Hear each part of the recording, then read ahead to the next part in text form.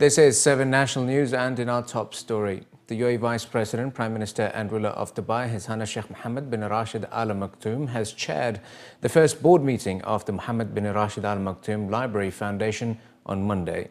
During the meeting, which was also attended by the Crown Prince of Dubai and Chairman of the Dubai Executive Council, His Highness Sheikh Hamdan bin Mohammed bin Rashid Al Maktoum, the ruler of Dubai stated that he wanted the library to be the largest knowledge project in the Arab world, directing its board members to work on collecting the best books and attracting the best intellects and linguists to the library. His Highness stated that we want the library to be a house of wisdom where researchers gather, youth innovate and knowledge gets drafted, adding that we don't want the library to be a place for books, we want it to be a place to attract youth and enhance their culture and knowledge soul. The library project, which will hold 1.5 million volumes, 1 million audiobooks and 2 million e-books, was launched as part of the 2016 Year of Reading. Overlooking Dubai Creek in the Al Jaddaf area, the book-shaped library will cover more than 92,000 square meters, will be 7 stories tall and will have sections devoted to children's international and Arabic literature. It will also include a center for conservation and restoration of historical manuscripts and a museum displaying rare artifacts from the Maktoum family collection. Motorists have been urged to take extra caution and avoid speeding in bad weather after 25 vehicles were involved in an early morning crash in dense fog on Monday on the road between Abu Dhabi City and Al Ain. Brigadier General Ali Ad-Dahiri, the Director General of Police Operations, called on drivers to reduce speed in bad weather conditions, use fog lights and keep enough distance between vehicles in case they had to suddenly brake. According to local reports, Dr. Britta Lang, a traffic psychologist who heads the Transport Research Laboratory UAE, reminded drivers to use their fog lights rather than their hazard lights, which can confuse drivers. She added that to stay safe in foggy conditions, it is important to be able to stop well within the distance you can see clearly, which is particularly relevant on motorways where travel speeds are high. Drivers have also been advised that they should listen to the radio for traffic updates and stay in their lane, as there is a natural tendency to wander into the middle of the road when visibility gets bad.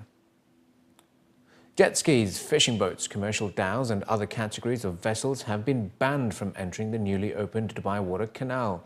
A local report has stated that the banned boats, including towing vessels, passenger boats exceeding 35 meters in length, as well as the traditional wooden dhows transporting cargo, will be fined up to 5,000 dirhams if they enter the canal. Officials cited safety as the primary reason for not allowing jet skis and some types of boats. According to an RTA statement from the Director of Marine Transport at the Roads and Transport Authority, the Dubai Water Canal is open for a wide range of vessels, including private boats that don't exceed the limit of 35 meters, including luxury yachts, but jet skis are not allowed because they're not safe for a water body like the canal. The Dubai Water Canal is up to 6 meters deep and has width ranging from 80 meters to 120 meters. Navigation in the 12-kilometer waterway, including the Business Bay Canal, is restricted to a maximum speed of 7 knots, and those vessels found to have hindered the movement of the RTA's ferries and other boats in the water can also be fined 2,000 dirhams. The canal was opened for marine traffic on November 9, and since then the RTA has been operating 3 scheduled ferry trips daily at 10 a.m., 12 noon and 5:30 p.m. The RTA also operates chartered Abras and border taxis between 10 a.m. and 10 p.m. Sharjah police have succeeded in reducing crime rates by 50%. That's according to the latest figures released. The Emirates witnessed 1,154 crimes this year as compared to the 2,039 cases reported during the same period last year. Colonel Mohammed Rashid Al-Bayat, the Director of Police Operations, said the crime-solving rate has also increased. He also added that serious crimes have reduced, while residential thefts reduced from 433 last year to 215 this year. Thefts from cars also reduced from 241 to 223. Robberies at commercial outlets and warehouses came down to 287 from 578 reported last year. The number of murders reduced by 50%, while assault cases recorded a decrease of 10%. The fifth edition of Informer's annual EdEx MENA has launched in Dubai earlier today, focusing on facilitating business development and partnership opportunities within the regional private education industry and providing a key networking platform for decision makers. The event is hosting 4 targeted conferences, including the Education Investment MENA, Higher Education MENA, Future Education Spaces MENA and K-12 Leaders Forum. All the conferences aim to address the latest developments in their respective sectors, highlighting the necessary steps governments and organizations can take to improve education systems and approaches to teaching. Each conference is having industry experts leading a mix of keynote sessions, panels and roundtable discussions. Visitors have access to conferences led by senior representatives from entities involved in the regulation, financing, equipping and improvement of private education delivery systems in emerging markets. From kindergarten through to K-12, higher and vocational programs, attendees of the show will benefit from workshops focused on a range of challenges faced by different sectors in the private education industry. According to speakers at the conference, enabling head teachers and school leaders to be innovative in the classroom is the key to positively impacting the student experience across the Middle East and North Africa. Today we have talked about how diverse is the Dubai education landscape, what are the different nationalities that choose Dubai as a destination for education, and how much the market is very resilient and looking forward to get a lot of innovative type of schools coming to Dubai, schools that thinks of the future, but today. I think we agree that the school is actually it's for the students, by the teachers, and by the operators and investors. And the main reason we're coming here today is to share a message with the investors and operator and saying, if you want to come together and open a school in Dubai, you really need to be in it first for education quality before anything else. You need to be in it for a long-term commitment, not a short-term commitment, because education is a long-term investment.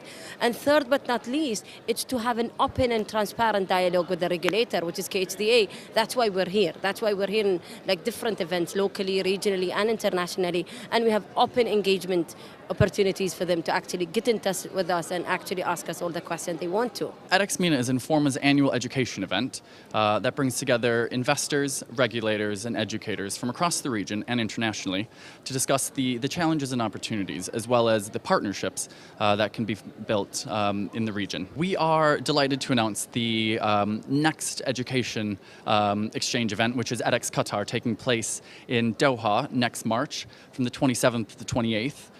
We have just received the patronage from His Excellency the Minister of Education and Higher Education, and the event will be run under the support of the Ministry of Education and Higher Education. Commuters can now track all public transport buses and Dubai metro trains live on their mobile phones through the Roads and Transport Authority's Wojhati app, highlighting the authority's innovative solutions that are on display at the Future Transport Museum at the RTA's headquarters. Adil Shakiri, the Director of Transportation Systems, said that providing real-time information is key to helping commuters plan their trips better. The latest upgrade to Wojhati app added live tracking of the buses and metro, which for now only on the Android phones. People can also track their metro trips both while travelling on the train as well as outside it, with the app equipped with augmented reality technology as well as being able to work offline. The app is also integrated with different social media platforms, and commuters can share their trip information on Facebook, WhatsApp and other applications. And finally, in the bulletin, property developer Nakheel has officially launched the new 150 million dirham, the Boardwalk, which extends along the entire crescent of the Palm Jumeirah.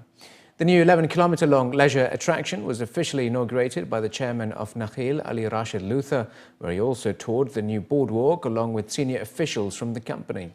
According to Nakheel, much of the investment went towards the re-engineering of the protective breakwater to create the new 6 meters wide walking track, which according to them will be frequented by hundreds of tourists and residents on a daily basis. Speaking during the launch event, Nakheel chairman stated that a total of 350 parking spaces will be on offer along the entire track and will be accessible by 37 entry points along the Palm Crescent. The new opening is also expected to ease the traffic congestion on the main road by the Atlantis, with a lot more space for pedestrians to pose for photographs and stroll along the walkway.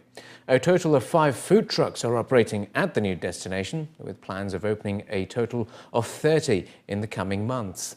Commenting on the launch, the chairman of Nakheel stated that the aim of the project was to offer more recreational areas to attract tourists and residents towards the Palm Jumeirah.